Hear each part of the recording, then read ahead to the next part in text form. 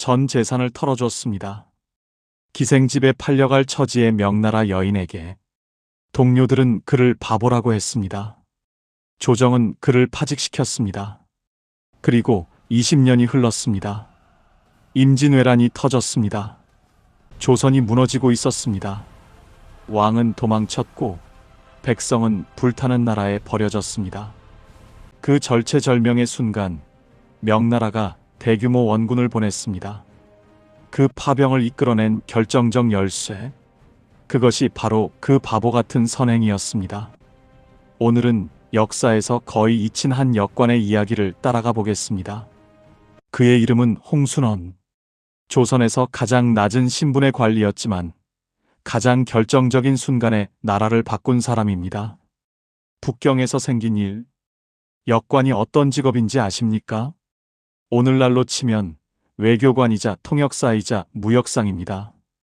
하지만 조선 사회에서 역관은 중인이었습니다. 아무리 실력이 뛰어나도, 아무리 공을 세워도 양반 위로는 올라갈 수 없었습니다. 홍순원은 바로 중인 신분의 역관이었습니다. 1530년에 태어났고 아버지도 역관이었습니다. 어릴 때부터 중국어를 익혔고 성인이 되어서는 명나라 사신단을 따라 북경을 오갔습니다. 역관에게 북경 출장은 기회였습니다.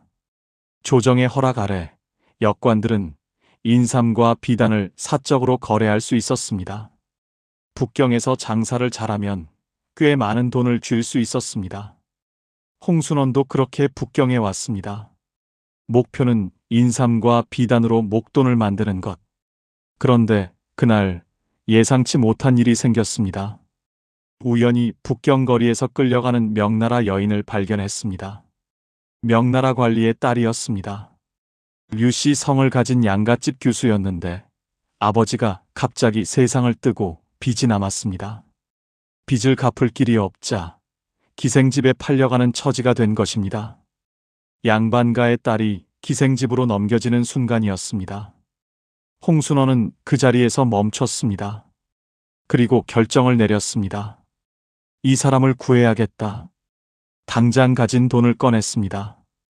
비단을 팔아 마련한 돈, 인삼을 팔아 모은 돈, 전부 합쳐서 그날 그 자리에서 류씨의 빚을 갚아줬습니다. 장례 비용까지 됐습니다. 류씨가 거듭 감사하며 이름을 물었습니다. 그는 짧게 대답했습니다. 조선의 홍역관이요. 그것이 전부였습니다. 그는 아무것도 바라지 않았습니다. 그리고 돌아섰습니다. 동료 역관들은 입을 다물지 못했습니다. 야, 이 사람아, 그게 무슨 짓이야? 그 돈이 어디서 난 건데? 왜 모르는 명나라 여인한테 전 재산을 갖다 준 거야? 정말 바보 아니야? 홍순원은 웃었습니다. 그냥 두고 볼 수가 없었어. 그게 끝이었습니다. 파직, 그리고 20년. 조선으로 돌아오자마자 일이 터졌습니다. 대간에서 탄핵이 들어왔습니다. 공금을 유용했다는 것이었습니다. 실제로 그 돈이 공금이었는지는 분명하지 않습니다. 역관들이 개인적으로 장사해서 번 돈이었다는 기록도 있습니다. 하지만 탄핵이 들어오면 조사부터 받아야 합니다. 홍순원은 파직됐습니다. 동료들은 그를 보며 혀를 찼습니다. 홍순원은 입을 다물었습니다. 무엇을 했는지, 왜 했는지 덮어두라며 발설을 막았다고 전해집니다. 그렇게 시간이 흘렀습니다. 1년이 가고 5년이 가고 10년이 갔습니다. 한편 북경에서는 조용한 일이 벌어지고 있었습니다. 류씨가 잊지 않았습니다. 기생집으로 팔려가는 대신 명나라 고관의 집안과 인연이 닿은 그녀는 조선 사신단이 북경에 올 때마다 물었습니다. 홍역관은 어떻게 지내는가? 아직 살아있는가? 조선 사신들은 그 이야기를 조정에 전했습니다. 조정도 이상하게 여겼습니다. 그런데 알고 보니 그 류씨가 예사 인물이 아니었습니다.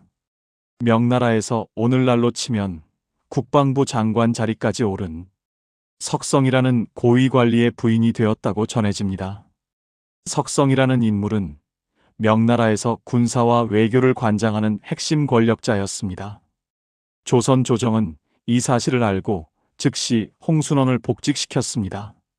그리고 사신단에 다시 포함시켰습니다. 때는 1588년. 홍순원이 류씨를 구해준 지 20년이 가까워질 무렵이었습니다. 그 시간 동안 조선은 명나라와 아주 골치 아픈 외교 문제를 안고 있었습니다. 명나라 공식 기록에 이성계가 역적 이인임의 아들로 잘못 적혀 있었습니다. 이성계가 역적의 아들로 기록된 것입니다. 이것을 바로잡는 일을 당시에는 종계변무라고 불렀습니다. 이성계는 이자춘의 아들입니다. 그런데 명나라 공식 기록에 역적의 후손으로 적혀 있으니 조선 왕실의 정통성이 흔들리는 문제였습니다. 조선은 200년 가까이 이것을 고쳐달라고 요청했습니다. 그런데 명나라는 들어주지 않았습니다. 그 해결의 열쇠를 쥔 사람이 바로 석성이었습니다. 20년 만에 재회, 그리고 임진왜란. 1588년 사신단이 북경에 도착했습니다. 그런데 놀라운 일이 벌어졌습니다. 명나라 예부상서 석성이 요동 국경까지 직접 마중을 나왔습니다. 그리고 대뜸 물었습니다. 홍역관이 왔느냐? 홍순원이 앞으로 나섰습니다. 내가 홍역관이요. 석성이 두 손을 잡았습니다. 장인어른께 큰 절을 올립니다. 홍순원은 영문을 몰랐습니다. 관사에 도착하자 귀부인이 나와 그에게 큰 절을 올렸습니다. 20년 전 북경 거리에서 만났던 그 류씨였습니다. 그녀는 20년 동안 한 번도 그 은혜를 잊지 않았습니다. 이 조선의 의인을 양아버지라 여기며 살아왔다고 했습니다. 석성은 동방에도 이런 의인이 있었다며 홍순원을 극진히 대접했습니다. 그리고 200년 묵은 종계변무 문제가 마침내 풀렸습니다. 석성을 비롯한 명나라 조정의 협조로 황제에게까지 아뢰어 공식 기록이 바로잡혔습니다. 조선은 200년 만에 왕실의 정통성을 되찾았습니다. 류씨는 돌아가는 홍순원에게 비단 100피를 선물했습니다. 그 비단에 세 글자가 수놓여 있었습니다. 보은단, 은혜에 보답하는 비단. 홍순원의 집 담벼락에는 이 일 이후로 효, 제, 충, 신이라는 큰 글자가 새겨졌다고 전해집니다. 그런데 이야기는 여기서 끝이 아닙니다. 4년 뒤인 1592년 임진왜란이 터졌습니다. 왜군 20만 명이 조선 땅을 밟았습니다. 20일 만에 한성이 함락됐습니다. 선조는 의주로 도망쳤습니다. 백성은 불타는 나라에 남겨졌습니다. 조선이 홀로 버텨낼 수 없었습니다. 명나라에 원군을 요청해야 했습니다. 그런데 명나라 조정 내부에서는 논란이 일었습니다. 조선을 도와야 한다. 도울 필요 없다. 반대 의견이 만만치 않았습니다. 동쪽 오랑캐들끼리 싸우도록 놓아두면 되지. 명이 끼어들 필요가 있겠냐는 것이었습니다.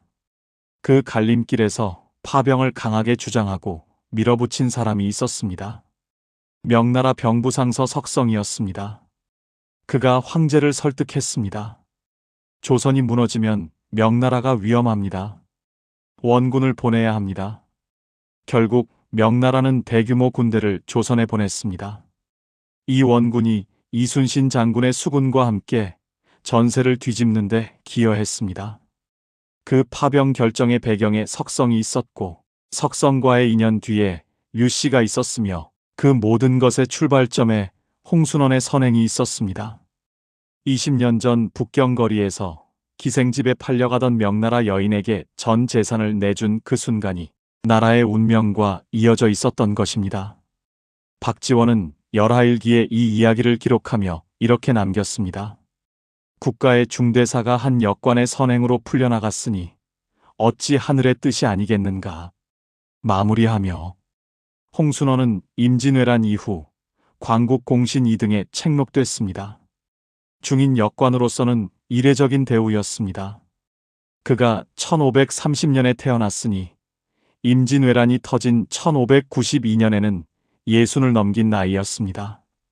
전쟁이 끝나고 6년 뒤인 1598년 세상을 떠났습니다. 그가 떠난 뒤 역사는 그의 이름을 그다지 크게 기억하지 않았습니다. 이순신의 이름은 남았고 권율의 이름도 남았습니다. 하지만 그 원군이 오게 된 결정적 인연을 만든 역관의 이름은 조용히 뒤편으로 물러났습니다. 그런데 생각해보면 홍순원이 그날 북경거리에서 그냥 지나쳤다면 어떻게 됐을까요? 보상을 바란 게 아니었습니다. 그냥 두고 볼 수가 없었을 뿐입니다. 그 작은 선행과 용기가 새로운 역사를 만들었습니다. 역사는 거창한 사람들만 만드는 게 아닙니다.